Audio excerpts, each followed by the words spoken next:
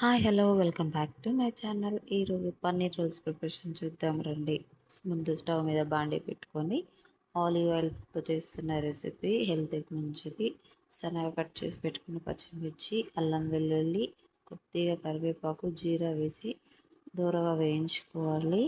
ఇప్పుడు main ingredient paneer cubes కూడా add చేసుకొని పన్నీర్ని కొద్దిగా వేయించిన తర్వాత మనం కబాబ్స్కి ఎంత దుడ్డుగా స్లైస్ కట్ చేసుకుంటామో అలా ఆనియన్స్, క్యాప్సికమ్స్ కట్ చేసుకొని ఇందులో వేసుకోవాలి. వేసిన తర్వాత ఇది కొద్దిగా మగ్గేదాకా అలా కలుపుతూ మగ్గిన తర్వాత కొంచెం కారం, కొంచెం సాల్ట్, గరం మసాలా, పసుపు యాడ్ చేసుకొని బాగా కలుపుకోవాలి. ఇది కొద్దిగా గోల్డెన్ బ్రౌన్ కలర్ పన్నీర్ ముక్కలన్నీ గోల్డెన్ బ్రౌన్ కలర్ వచ్చే వరకు సిమ్లో పెట్టి మగ్గించుకొని సన్నగా కట్ చేసి పెట్టుకున్న కొత్తిమీర వేసి స్టవ్ ఆఫ్ చేసుకోవాలి. ఇప్పుడు ఇది కొద్దిగా చల్లారేదాకా పక్కన పెట్టుకోండి. ఇప్పుడు మెయిన్ ఇంగ్రీడియంట్ వచ్చి చపాతీ.